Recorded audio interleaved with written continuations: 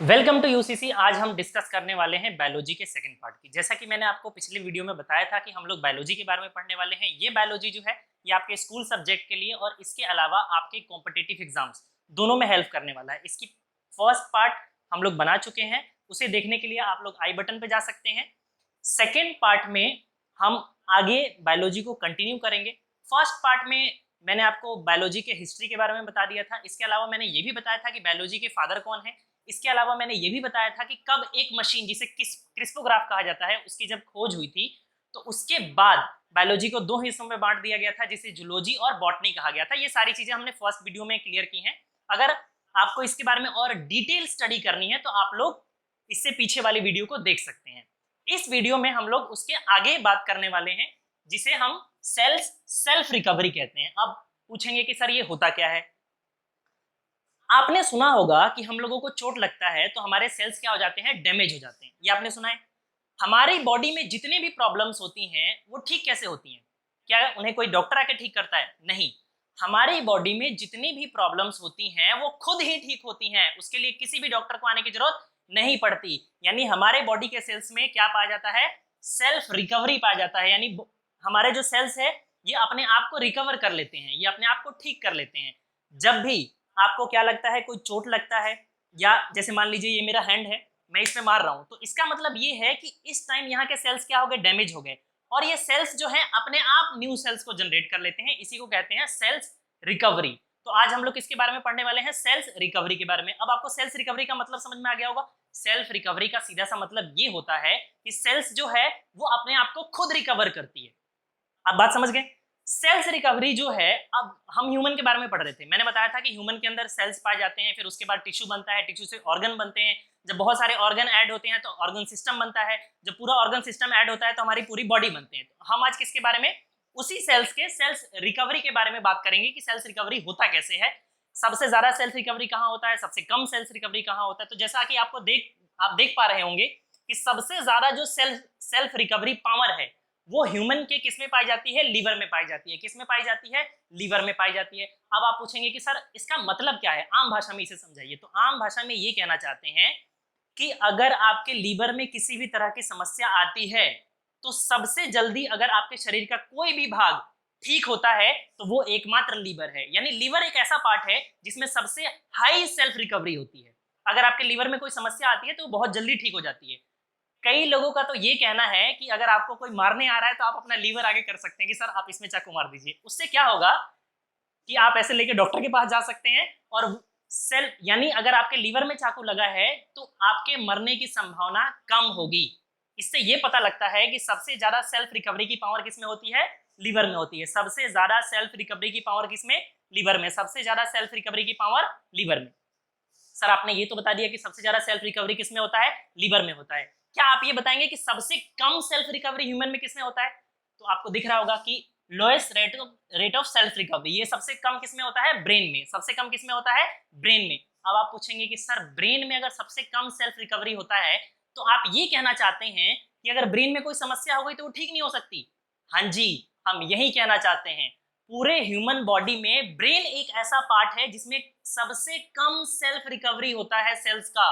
अगर आपको ब्रेन से रिलेटेड कोई भी प्रॉब्लम आ गई तो वो आसानी से ठीक नहीं होती।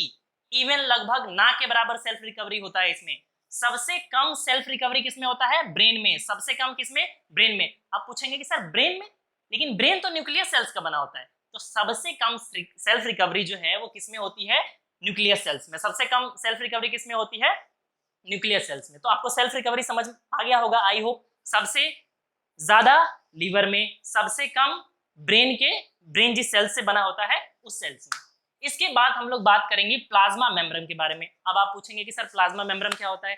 बेसिकली हमारा जो सेल्स होता है उसके अंदर बहुत सारी चीजें पाई जाती है। जैसे आपने mitochondria, Golgi body, endoplasmic reticulum, ये सारी चीजें जो है ये झिल्ली से बंद होती हैं।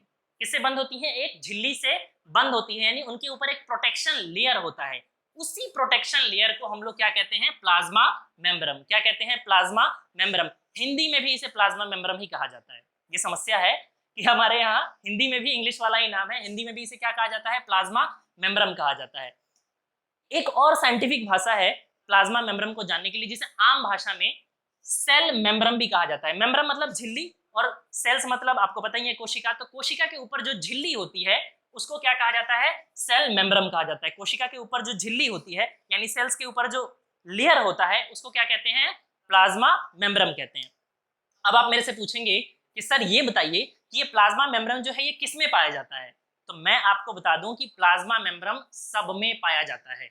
जितने भी लिविंग ऑर्गेनिज्म हैं उनके जितनी भी सेल्स हैं उन सभी सेल्स के ऊपर एक प्रोटेक्शन लेयर होता है जिसको हम लोग क्या कहते हैं? प्लाज्मा मेम्ब्रेन या सेल मेम्ब्रेन। प्लाज्मा मेम्ब्रेन या सेल मेम्ब्रेन। प्लाज्मा मेम्ब्रेन या सेल मेम्ब्रेन। ये बात आपको समझ में आ गई? अच्छा, अब आप पूछेंगे कि सर आपने दूसरा क्या लिखा है? सेल वॉल लिखा है। प्लाज्मा मेम्ब्रेन मैंने अभी बताया कि जितने भी लिविंग ऑर्गेनिजम्स हैं सब में प्लाज्मा मेम्ब्रेन होते हैं। कल मैंने आपको बताया था कि लिविंग ऑर्गेनिज्म को दो हिस्सों में बांटा गया, जूलॉजी और बॉटनी। बॉटनी में हम प्लांट्स के बारे में बात करते हैं। हमारे पास बुद्धि है, भगवान ने हमें क्या दे रखा है? दिमाग दे रखा है।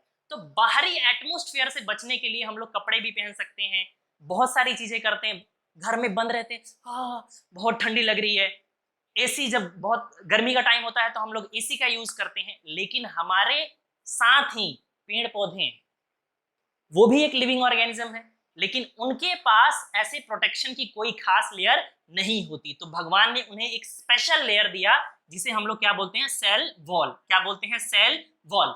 ये सिर्फ प्लांट्स में पाया जाता है। मैं आपकी जानकारी के लिए बता दूं कि सेल वॉल जो है वो सिर्फ किस में पाया जाता है? प्लांट्स में पाया जाता है। सेल वॉल ह्यूमन बीइंग के अंदर नहीं पाया जाता, इवन जानवरों में भी नहीं पाया जाता। आप समझ गए मेरी बात? सेल वॉल किस में पाया जाता है? सिर्फ प्लांट्स में। क्यों पाया जाता है प्लांट्स में? भैया प्लांट्स को ज्यादा प्रोटेक्शन की जरूरत है ना।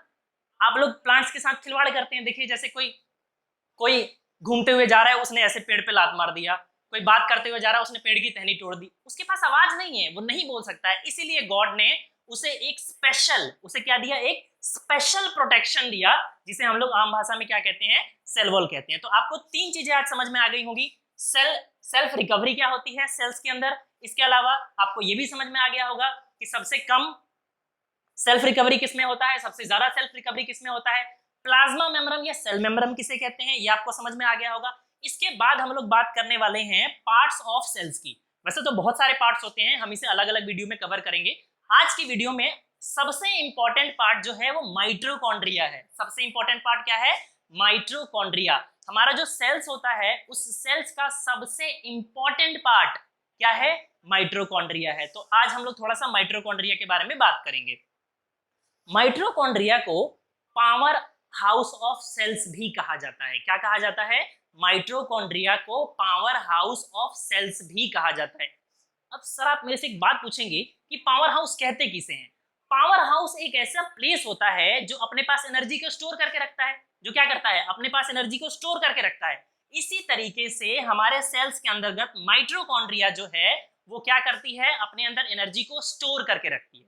जैसे आप पूरे दिन काम करते हैं, पूरे दिन आप हंसते हैं, खेलते हैं, नाचते हैं, कूदते हैं, बहुत सारा काम करते हैं, यानी आपके बॉडी को हमेशा एनर्जी की जरूरत है। लेकिन खाना कितनी बार खाते हैं? क्या हमेशा ठूसते रहते हैं अभी खाया अभी खाया अभी खाया? हमेशा नहीं खाते। आप खाना एक लिमिटेड टाइम से खाते हैं। वो उसमें क्या होता है? उस खाने से जो प्रोटीन मिला है, उस खाने से जो एनर्जी मिली है, उसको स्टोर करके रखने का काम कौन करता है? माइटोकॉन्ड्रिया।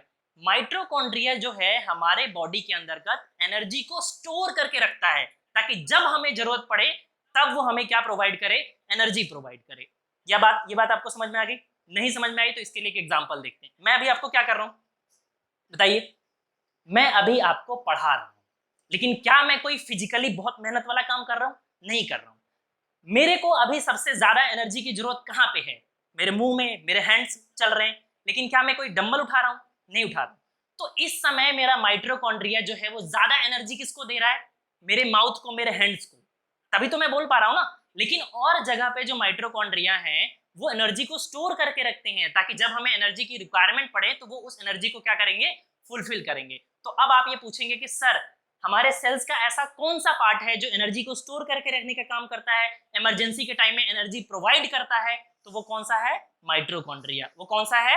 माइटोकॉन्ड्रिया। माइटोकॉन्ड्रिया के बारे में आपको समझ में आ गया? चलिए इसके बाद हम बात करते हैं गोल्जी अपार्टमेंट की। इसके बाद हम किसके बारे में बात कर रहे हैं? गोल्जी अपार्टमेंट की। गोल्जी अपार्टमेंट हमारे सेल्स का एक भाग होता है। ये क्या करता है? एनर्जी को ट्रांसफर करने का काम करता है। एनर्जी को क्या करता है? ट्रांसफर। माइटोकॉन्ड्रिया ने दे दिया, लेकिन माइटोकॉन्ड्रिया क्या सबके पास जाके पहुंचाएगा? नहीं पहुंचाएगा। तो उस समय क्या करता है, जो गोल्जी अपार्टमेंट है ये पूरी बॉडी में क्या करता है, पूरी बॉडी में एनर्जी को ट्रांसफर करने का काम करता है। जिसको एनर्जी की जरूरत हो भैया लो, भैया लो, भैया लो। आप समझ गए? तो आज हमने किन चीजों के बारे में बात की? सेल्फ रिकवरी के बारे में। सबसे ज्यादा सेल्फ रिकवरी किसमें होती है, सबसे कम सेल्फ रिकवरी किसमें होती है, प्लाज्मा मेम्ब्रेन या सेल मेम्ब्रेन किसे कहते हैं। इसके अलावा मैंने आपको बताया कि सेल वॉल जो सबसे इंपॉर्टेंट है ये किसमें पाए जाते हैं, प्लांट्स में पाए जाते हैं। इसके अलावा मैंने आपको ये भी बताया कि पार्ट्स ऑफ सेल्स, अभी बहुत सारे पार्ट हैं लेकिन बेसिकली दो पार्ट, माइटोकॉन्ड्रिया और गोल्जी बॉडी। माइटोकॉन्ड्रिया को आम भाषा में क्या कहते हैं, माइटोकॉन्ड्रिया को आम भाषा में हम लोग power house of the cells कहते हैं। गोल्जी बॉडी क्या काम करता है, ट्रांसफर करने का काम करता है, हमारी जो एनर्जी है उसको ट्रांसफर करने का काम करता है। ये बात आप सबके समझ में आ गई। अगर ये वीडियो आपको पसंद आई हो तो इसे लाइक कर दें। धन्यवाद।